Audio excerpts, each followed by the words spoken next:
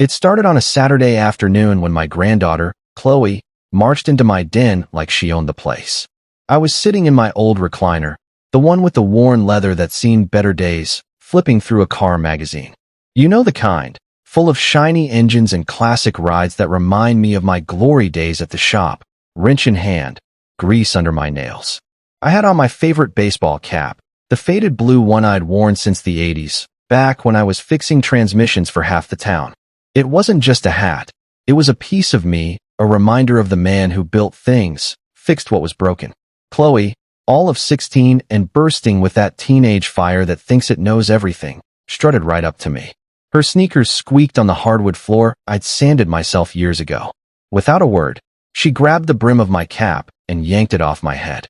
She twirled it on her finger like she'd just won some grand prize at the county fair. Her friends, 3 of them, all glued to their phones like lifelines, hovered in the doorway, giggling behind their screens.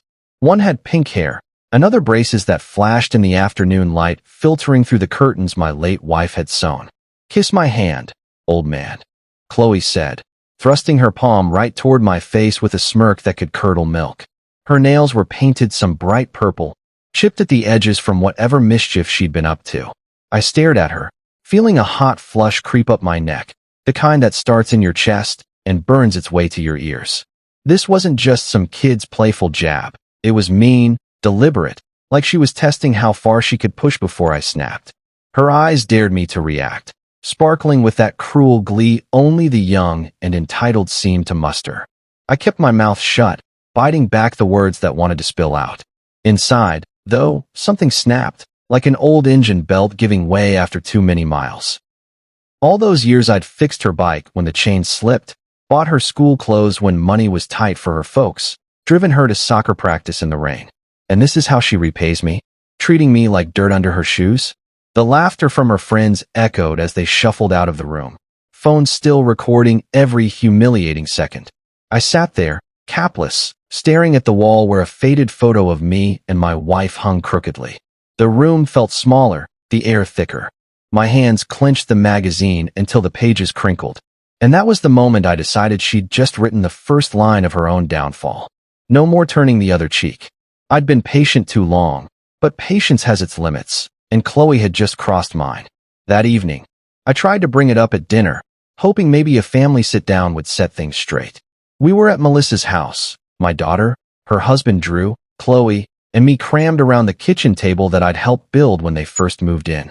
I'd driven over in my old pickup, like always, bringing a cherry pie from the bakery downtown, the kind with the lattice crust that flakes just right. The kitchen smelled of roasted chicken and garlic, Melissa's specialty, but tonight it couldn't mask the tension brewing in my gut. As we ate, I cleared my throat, the sound louder than I'd intended in the clatter of forks. "Chloe, that stunt with my hat today wasn't funny. It hurt, more than you know." My voice came out steady, but inside I was replaying the scene, the giggles, the smirk. Melissa waved it off with a tired laugh, wiping her hands on her apron, the one with the flower print I'd given her for Mother's Day. "Teenagers, Dad. Don't take it so seriously. She's just testing boundaries, like I did at her age." She shot Chloe a wink, as if it was all harmless fun. Chloe smirked across the table, picking at her food with her fork, smug like she knew she'd get away with it every time. Her phone buzzed under the table, no doubt more likes rolling in. Drew avoided my eyes, focusing on his plate like it held the secrets to the universe. He mumbled something about work being tough, but I knew better. He was always the peacemaker, or rather, the avoider. No one backed me up. I pushed my fork around my mashed potatoes, appetite gone like a popped balloon. This was my family. Melissa, who I'd raised single-handedly after her mom died in that car accident when she was just 10, brushing me off like yesterday's news. Drew, who I'd lent money to when he lost his job at the mill 2 years back, helping them keep the lights on. And Chloe, acting like the queen of the castle, her crown made of my humiliation. The silence stretched, broken only by forks scraping plates and the distant hum of the fridge I'd repaired last summer. I realized then, no one here saw me as anything but old and harmless, a relic to be tolerated. Well, if my family wouldn't defend me, then I'd have to defend myself. Starting tomorrow, things were going to change, whether they liked it or not. The next morning, I opened my phone to a barrage of notifications, the screen lighting up like a Christmas tree gone wrong. Chloe had filmed the hat scene and posted it online with the caption, "Respect your elders?" Nah. I watched the clip on repeat. Her yanking my cap, shoving her hand out, me sitting there stunned like a deer in headlights. Thousands of likes already, comments calling me pathetic, old fool. Some laughed with emojis, others said I deserved it for being weak, for not standing up. A few even tagged it with hashtag #GrandpaFail. I felt smaller than I had in years, staring at the screen in my quiet living room, the morning sun slanting through the blinds I'd installed myself.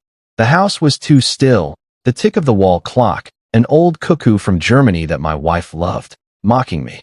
This wasn't private anymore. She'd made me a joke for the world to poke at. My hands shook as I scrolled through the shares, seeing strangers from across the country weighing in on my life.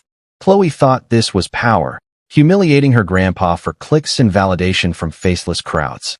But I'd built machines that ran factories, fixed engines that powered trucks across states. I knew how to fix things, and break them too if needed. I closed the app, my mind racing like an over-revved motor. She wanted views? Fine. But I turned the spotlight back where it belonged, make her see what it felt like to be under the glare. I grabbed my keys, the jingle steadying me, and headed out the door. Silence was over. Action started now. She wanted an audience. She was about to get one she couldn't control, one that would turn on her like a bad gear shift. I went downtown, not for groceries like I told Melissa on the phone, but to meet with my banker. I parked my truck outside the small branch, the one with the faded sign and the teller who's known me since she was a kid. Walking in, I nodded to her, Betty, with her pinned-up hair and warm smile. In the back office, I sat down in the vinyl chair that stuck to my jeans and said, "I need to move some money." I hadn't touched my savings in years, living frugally after retirement. Canned soup from the discount store, no fancy vacations, just the occasional fishing trip to the local lake where the bass bite just right. But I'd squirreled away from my machinist days, plus the proceeds from selling the big house after my wife passed. It was my nest egg, built brick by brick. I transferred a sizable sum to a new account, just my name on it. The banker, Mr. Harlan, adjusted his glasses and asked if everything was okay, his pen hovering. I said, "Family matters," keeping it short. Chloe thought I was broke and useless, living off Social Security and handouts. She had no idea I had over $300,000 tucked away, earning quiet interest. As I signed the papers, the scratch of the pen soothing, I felt a weight lift off my shoulders. This wasn't rash, it was smart, like tightening a loose bolt before it fails. Walking out into the crisp air, I gripped the new bank card tight in my pocket, the plastic cool against my skin. My money had just become my sharpest weapon, sharper than any tool in my garage. I made another stop, my attorney, Ms. Collins. Her office was in a quiet building downtown, walls lined with law books that smelled of old paper and polish. I sat across from her polished oak desk, the kind that screams professionalism, and said, "I need to update my will and trust." She raised an eyebrow, her reading glasses perched on her nose, when I explained why. Chloe's disrespect, the video, the family's blind eye. I didn't tell her everything, only that family respect has been misplaced. We went over the assets, my savings, the old workshop tools I'd collected over decades, some stocks from wise investments in the 90s. I directed most to Melissa, but with conditions tied to behavior, and cut Chloe out for now. Ms. Collins typed it up on her computer, her fingers clicking efficiently, professional as always. By the time I left, the sun dipping low, I had the first tool for my revenge, papers in hand, folded neatly in my jacket. Chloe had no clue. She was probably scrolling likes on her phone, basking in her digital glory. I drove home along the winding roads lined with maple trees turning red, calm for the first time in days. And Chloe had no clue her inheritance was already slipping away, like sand through her entitled fingers. At home, I pretended nothing had changed, like the world hadn't shifted under my feet. I let Chloe think she was clever, hiding my TV remote in the couch cushions or setting my alarm clock wrong so it'd blare at 3 a.m. She laughed when I missed my favorite radio show, the one with classic rock that takes me back to my shop days. I played the fool, grumbling a bit but not pushing back, shuffling around in my slippers like an old coot. She came over that afternoon, as usual, raiding the fridge for my last soda. "Grandpa, you really need to get with the times," she said, twisting the hands on my mantel clock with a grin. I nodded, acting confused, scratching my head under my cap. Inside, I noted the time, 3:15 p.m., and how her eyes lit up at my helplessness. Every laugh only fueled my patience, like adding oil to a well-tuned engine. Melissa called later, her voice tinny on the phone, asking if Chloe was behaving. I said, "She's fine," keeping it light, no hint of the storm brewing. Chloe left smirking, sure she had the upper hand, her backpack slung over one shoulder. But I sat in my den, cap back on, thinking ahead to the moves I'd already made. Because when I finally showed my hand, she wouldn't be laughing, she'd be scrambling. My neighbor, old Mr. Perkins, stopped by unannounced, his cane tapping on my porch steps. He'd lived next door for 30 years, and we'd shared countless beers on summer evenings, watching fireflies dance in the yard. He said he overheard Chloe bragging to her friends on the sidewalk about teaching Grandpa's place. She called me a joke, her voice carrying over the hedge I'd trimmed just last week. We sat in my kitchen, coffee mugs steaming on the Formica table, the aroma mixing with the faint scent of oil from my garage. "Dave, don't let them bury you while you're still breathing," he said, his eyes serious behind thick lenses, wrinkled hands gripping his cup. He didn't know about my bank moves or the attorney visit, but his words hit home like a hammer on an anvil. I'd already started digging their hole, notes on her tricks, screenshots of her posts saved on my phone. Perkins patted my shoulder before leaving, his steps slowed down the path. Chloe thought she was winning, posting more clips that day, her followers eating it up. But I was building evidence, step by step, in a folder hidden in my desk drawer. Chloe thought she was burying me. She didn't see the grave I was digging for her pride, deep and wide. One night, as I reached under my recliner for a dropped pen, I found a small device tucked away, an AirTag, sleek and white, like a button from the future. Chloe wasn't just mocking me. She was tracking me, probably to gather more proof of my weakness for her next upload or worse. I turned it over in my hand, the tiny thing beeping faintly when I pressed it, and a chill ran down my spine. Instead of confronting her, I slipped the tracker into my tool chest in the garage, among the wrenches and bolts that had built my life. Let her believe I was right where she wanted me, puttering around home like always.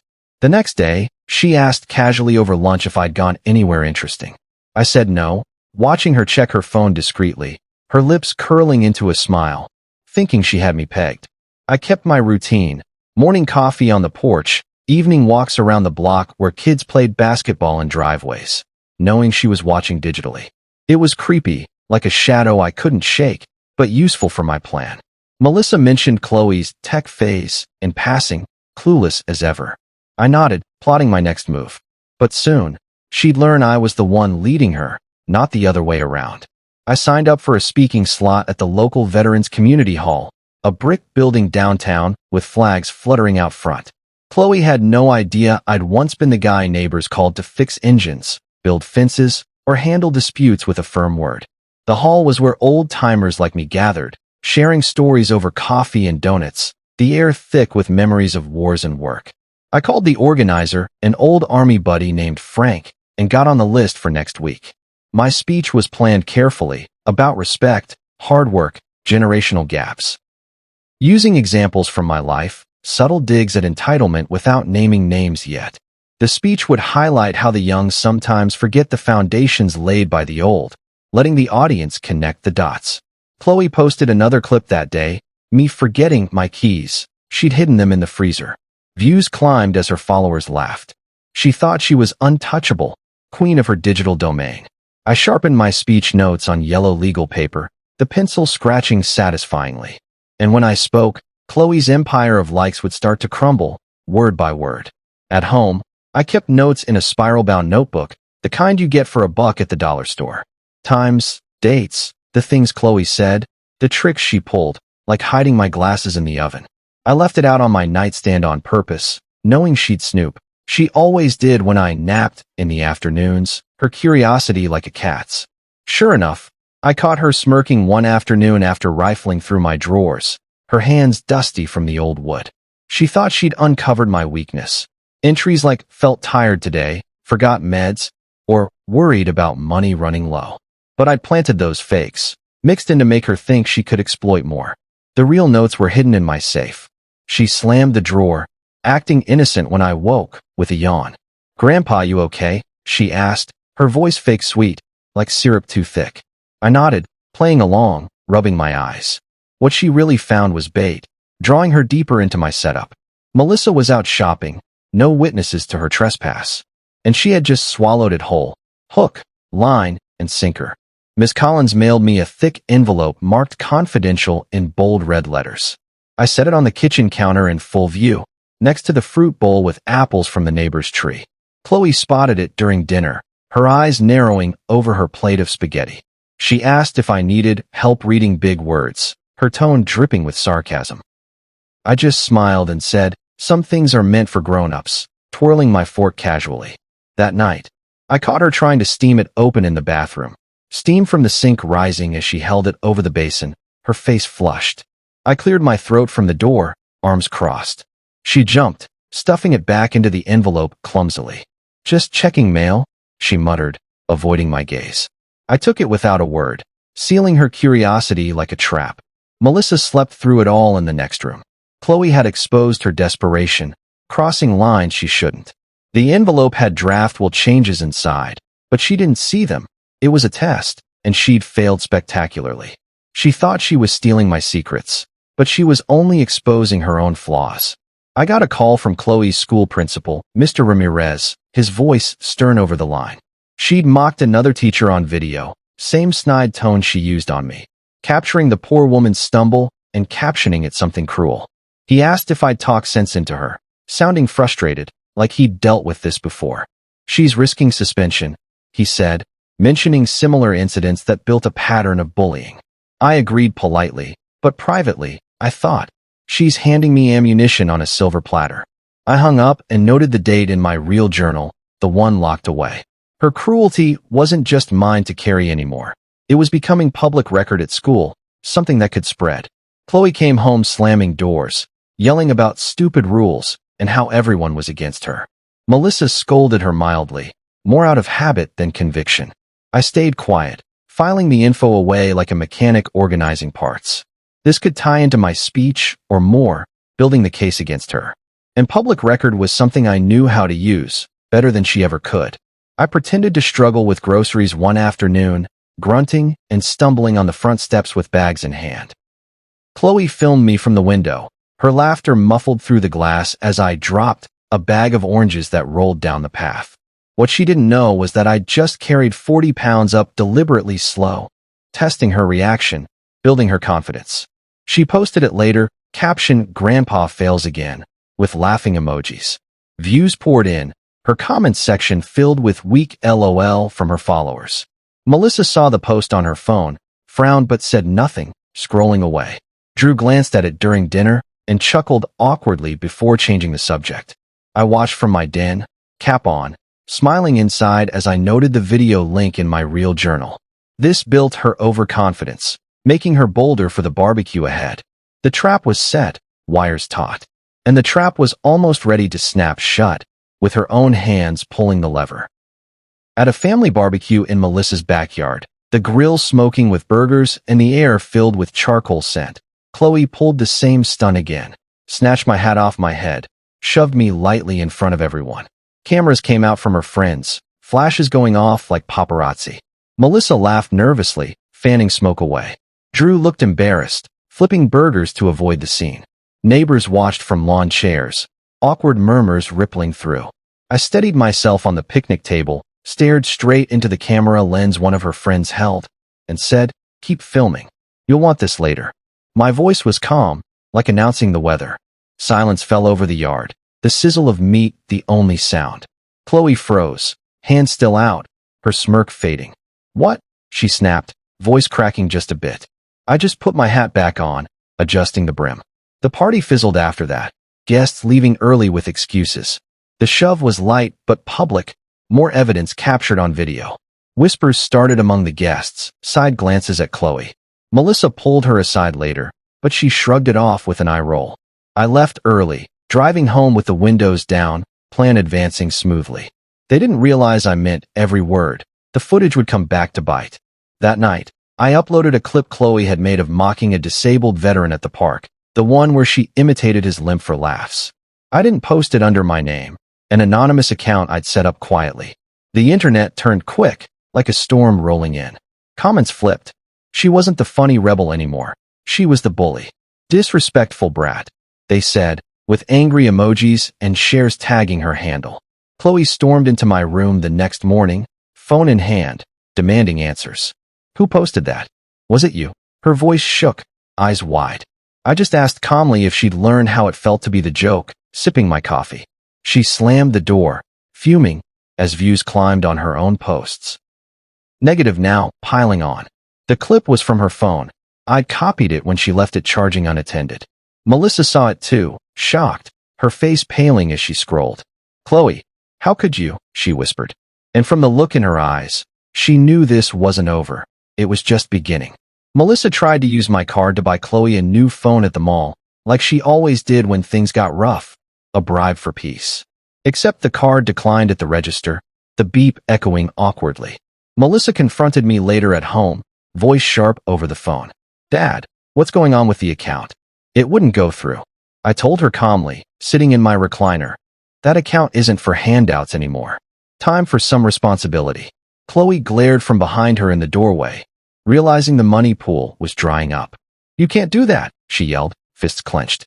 Drew hovered in the background, silent as usual, avoiding the fray. Melissa argued it was for family emergencies, but I stood firm, explaining briefly how respect earns support. Chloe stormed out, slamming the front door. This was after the online backlash started, her world cracking. She had no idea that was just the first faucet I'd turned off, more pipes to tighten. At the Veterans Hall, the room packed with about 50 folks, teachers, fellow vets, locals nursing coffees. I stood at the podium and gave my talk.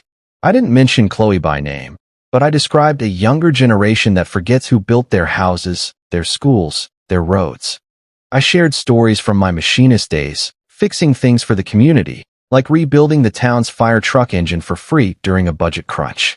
The applause shook the room, hands clapping like thunder. Chloe's friends' parents were there, nodding along thoughtfully. Word would travel fast through town gossip, the kind that spreads at the diner or grocery store.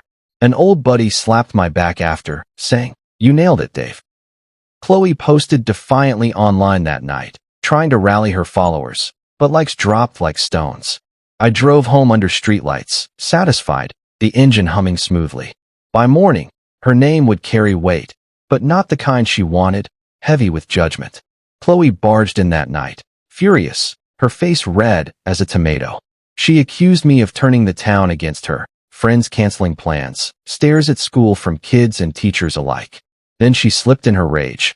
"I only kept you around for your checks, old man." Melissa gasped from the doorway. She'd heard it too, frozen with a dish towel in hand. Chloe's face went from red to pale, realizing her mistake as the words hung in the air. Melissa stared, hurt etching lines on her face. "Is that true?" she asked, voice trembling. Chloe stammered, backpedaling with excuses about stress and school. I stayed quiet. No need to push, the damage was done. This came after the hall whispers reached home, gossip buzzing like bees. Melissa confronted Chloe later that night, but she denied it weakly. I noted it all in my journal, the crack in their united front widening.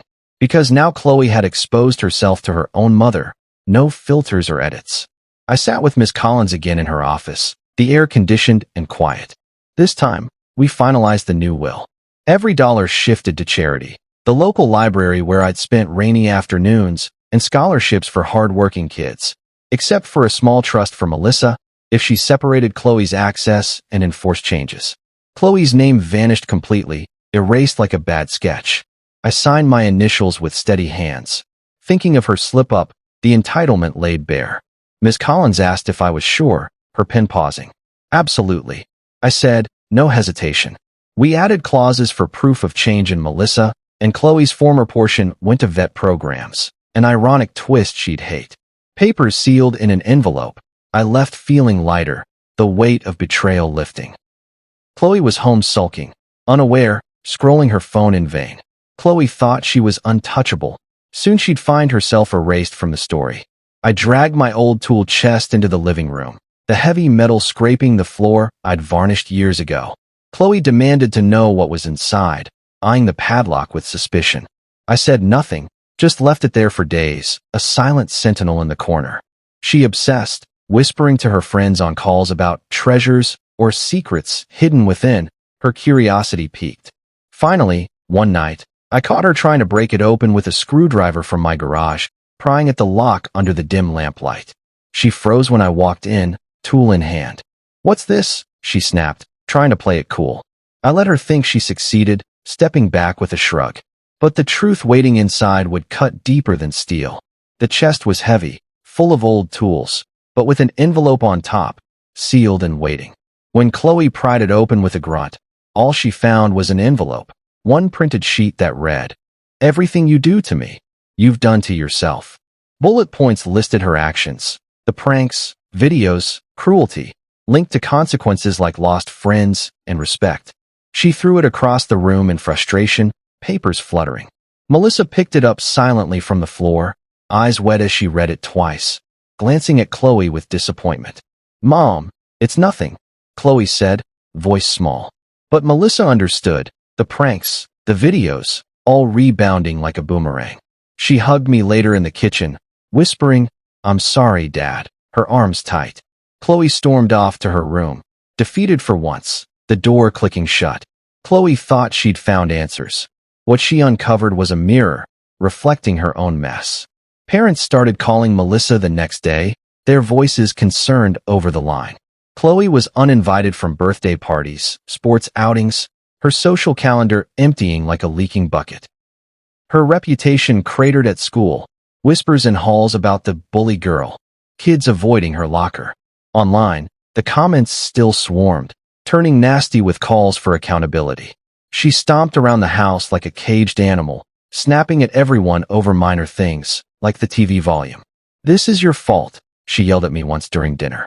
The silence at the table was louder than her insults. Melissa ate quietly, fork trembling slightly. Drew fidgeted with his napkin, eyes down. Calls came daily. One parent mentioned the vet clip specifically, how it crossed lines. Chloe lost followers by the hundreds, deleted posts in panic. Tension built like steam in a pressure cooker. And that silence was the sound of her kingdom collapsing, brick by digital brick. Melissa called a meeting in the living room, the couches arranged in a circle like a council. She told Chloe she'd embarrassed the family, that things had to change, no more videos, more respect. "Apologize to Grandpa," she said firmly, arms crossed. Chloe rolled her eyes, muttered, "Whatever," under her breath. Drew sat silent, nodding vaguely. I stayed quiet until the end, letting the words sink in. Then I stood, placed my will envelope on the coffee table, and said, "This is the future you earned." Chloe's face went pale, grabbing it with shaky hands. She tore it open, scanning the pages where her name was absent. Melissa watched, knowing the contents, her expression resolute. "What is this?" Chloe whispered, voice breaking. For the first time, she realized I was the one holding the cards, not her. The next morning, I wore my cap again, sitting in my den with the newspaper. Chloe walked by without a word. No snatch, no mocking smirk. She just kept moving, shoulders slumped, avoiding my eyes like I'd become a ghost.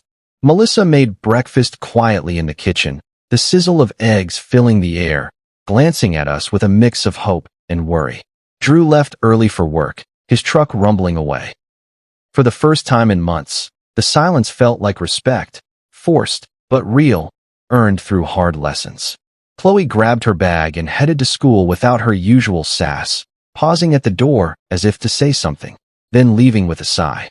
I sipped coffee, watching her go from the window.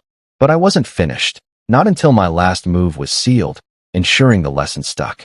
Weeks later, I visited Ms. Collins one last time in her office, the fluorescent lights humming overhead. We recorded a video testimony, me explaining why I rewrote my will, sitting straight in the chair.